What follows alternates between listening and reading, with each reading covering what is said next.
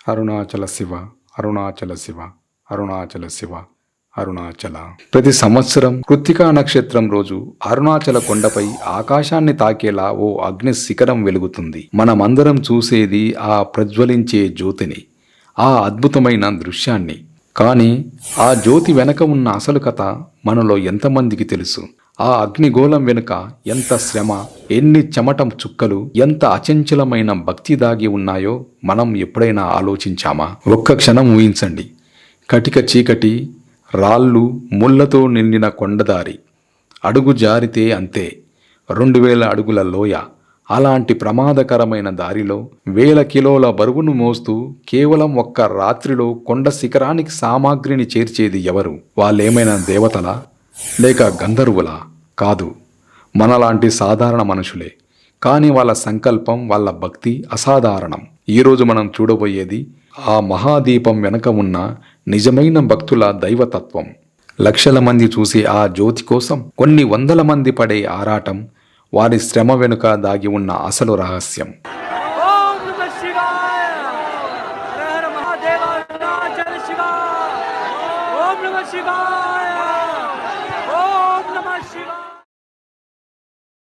అరుణాచల మహాదీపం అంటే అదేదో చిన్న కార్యక్రమం కాదు, అదొక మహాయజ్ఞం.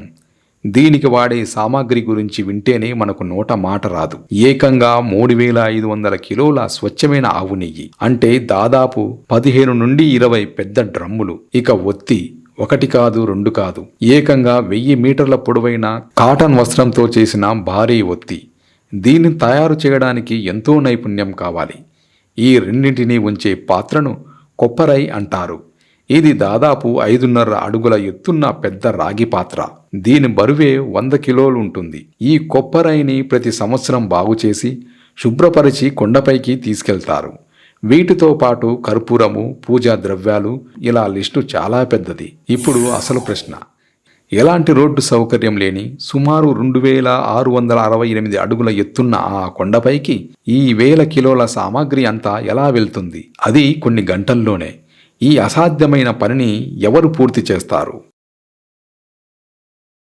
ఆ అదృశ్య శక్తి మరెవరో కాదు, స్థానిక భక్తులు, ఆ పర్వత పుత్రులు. తరతరాలుగా ఈ సేవకి అంకితమైన కొన్ని ప్రత్యేక కుటుంబాలు. వాళ్ళను జ్యోతినాడర్ లేదా దీపనాడర్ వంశస్థులుగా పిలుస్తారు. వాళ్ళకిది పని కాదు, తరతరాలుగా వస్తున్న పవిత్రమైన బాధ్యత. స్వామికి వాళ్ళు చేసే సేవ. దీపం వెలిగించే రోజు మధ్యాహ్నం నుంచే ఈ మహాయజ్ఞం మొదలవుతుంది. వందల మంది వాలంటీర్లు ఒకచోట చేరుతారు. నెయ్యి డ్రమ్ములను, ఇతర సామాగ్రిని తలకెత్తుకుంటారు. వాళ్ళ ముఖాల్లో అలసట కాదు, భయం అసలే ఉండదు. కేవలం భక్తి, ఒక రకమైన తన్మయత్వం తప్ప మరేదీ కనపడదు. వాళ్ళు నడిచేది పూలదారి కాదు, నిలువుగా ఉండే కొండ మార్గం. రాళ్ళు, రప్పలతో, పదునైన అంచులతో నిండిన ప్రమాదకరమైన దారి. ఒక్కో నెయ్యి డ్రమ్ము సుమారు 50 కిలోలు ఉంటుంది. దాన్ని ఒక్కరు మోయలేరు. అందుకే 2-3 కలిసి ఒక కర్రకు కట్టి భుజాలపై మోస్తారు. వాళ్ళ భుజాలు కమిలిపోతాయి, కాళ్లకు బొబ్బలొస్తాయి. అయినా సరే వాళ్ళ నోట వినిపించేది మాత్రం హరోహర హరోహర అనే శివనామస్మరణే. వాళ్ళు పడే కష్టాలు మామూలుగా ఉండవు. టైం చాలా తక్కువ. సాయంత్రం 6 గంటలకల్లా పైన దీపం వెలగాలి. అంతకంటే ముందే ఈ సామానంతా శిఖరానికి చేరాలి. ఒక్కోసారి వర్షం, బలమైన గాలులు, ఆ గాలికి పట్టుతప్పి పడిపోయే ప్రమాదం ఉంటుంది. అయినా వాళ్ళు ఆగరు. ఒకరికొకరు ధైర్యం చెప్పుకుంటూ ముందుకు సాగుతారు. ఆ సమయంలో వాళ్ళు నడిపేది వాళ్ళ ఒంట్లో ఉన్న బలం కాదు, వాళ్ళ మనసులో ఉన్న అచంచలమైన భక్తి. డబ్బు కోసమా ఇంత ప్రాణాలకు తెగించే పని? కాదు. పేరు కోసమా? అస్సలు కాదు. మరి దేనికోసం? వాళ్ళు చెప్పే సమాధానం ఒకటే, సేవ. అరుణాచలేశ్వరుడి సేవలో తరించడమే వాళ్ళ జీవితానికి సార్థకత అని నమ్ముతారు. ఈ పని చేసే వాళ్ళకి సమాజంలో ఎంతో గౌరవం. వాళ్లను కూలీలుగా కాదు, దేవుడి సేవకులుగా చూస్తారు. వాళ్ళ కుటుంబాలను కూడా గౌరవిస్తారు. ఈ సేవలో పాల్గొనడాన్ని ఒక గొప్ప అదృష్టంగా భావిస్తారు. ఎందుకంటే స్మరిస్తేనే ముక్తినిచ్చే క్షేత్రం అరుణాచలం. అలాంటి స్వామికి నేరుగా సేవ చేసే భాగ్యం కన్నా ఇంకేం కావాలని వాళ్ళంటారు. వారి అనుభవాలు వింటే మనసు కరిగిపోతుంది.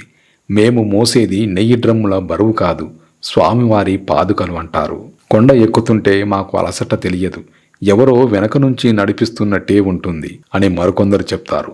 వాళ్ళ మాటలు వింటుంటే, వాళ్ళ కళ్ళల్లో ఆ భక్తిని చూస్తుంటే నిజంగానే ఏదో ఒక దైవశక్తి వాళ్ళను నడిపిస్తుందేమో అనిపిస్తుంది. ఎందుకంటే ఆ కొండ రాళ్లగుట్ట కాదు, సాక్షాత్తు శివలింగ స్వరూపమని భక్తుల ప్రగాఢ విశ్వాసం. ఆ శివ స్వరూపాన్ని తాకుతూ ఆయన సేవ చేస్తూ కొండ ఎక్కడం వాళ్లకు ఒక తపస్సు లాంటిది. గంటల తరబడి శ్రమించి చెమట చిందించి చివరికి ఆ భక్త బృందం కొండ శిఖరానికి చేరుకుంటుంది. అప్పటికే అక్కడ ఆలయ పూజారులు, నిర్వాహకులు ఉంటారు. అందరూ కలిసి ఆ భారీ రాగి కొప్పరైని దాని స్థానంలో నిలబెడతారు. తరువాత వందల మంది మోసుకొచ్చిన నెయ్యి డ్రమ్ములను ఒక్కొక్కటిగా తెరిచి కొప్పైరేని నింపడము మొదలు పెడతారు. 1000 కిలోల నెయ్యి ఆ పాత్రలోకి వెళ్తుంటే అది భక్తుల భక్తి రసంలా కనిపిస్తుంది. ఆ తరువాత 1000 మీటర్ల ఆ మహా ఒత్తిని నెయ్యిలో పూర్తిగా ముంచి కొప్పరై మధ్యలో నిలబెడతారు. ఈ ప్రాసెస్ మొత్తం ఎంతో శ్రద్ధగా పవిత్రంగా జరుగుతుంది. చుట్టూ వేద మంత్రాలు వినిపిస్తుంటాయి. సాయంత్రం 6 గంటల సమయం దగ్గర పడే కొద్దీ అందరిలో ఉత్కంఠ పెరిగిపోతుంది. గుడి గర్భగుడిలో శివుడికి ప్రత్యేక పూజలు చేసి అక్కడ అఖండ దీపాన్ని వెలిగిస్తారు. ఆ వెలుగు కనపడగానే కొండ శిఖరం మీద ఉన్న మహాదీపాన్ని వెలిగిస్తారు. ఆ ఒక్క క్షణం వందల మంది శ్రమ, వాళ్ళ భక్తి, వాళ్ళ సంకల్పం అన్నీ కలిసి ఒకేసారి అగ్ని రూపంలో ప్రజ్వలిస్తాయి.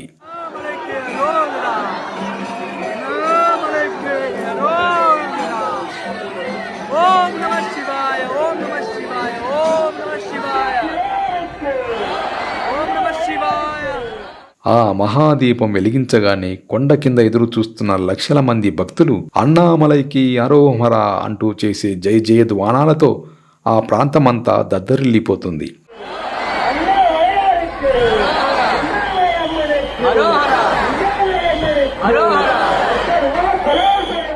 20 కిలోమీటర్ల దూరం నుంచైనా కనిపించే ఆ జ్యోతిని చూసి భక్తులు పరవశించిపోతారు. ఈ దీపం కేవలం మంట కాదు, ఇది మనలో అజ్ఞానమనే చీకటిని తరిమివేసే జ్ఞానజ్యోతి, మన అహంకారాన్ని కాల్చివేసే త్యాగానికి ప్రతీక.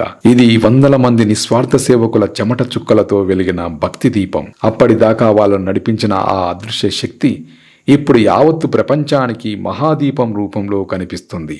ఆ వెలుగులో వ్యక్తులు కనిపించరు, వాళ్ళ సమష్టి భక్తి మాత్రమే కనిపిస్తుంది.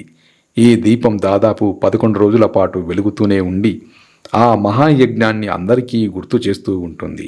మిత్రులారా, అరుణాచలం కేవలం ఒక పుణ్యక్షేత్రం కాదు, అదొక అనుభూతి. గిరి ప్రదక్షిణ చేయడం, గుడిని దర్శించుకోవడం ఎంత ముఖ్యమో, దాని వెనుక ఉన్న ఇలాంటి త్యాగమూర్తుల కథలను తెలుసుకోవడం కూడా అంతే ముఖ్యం.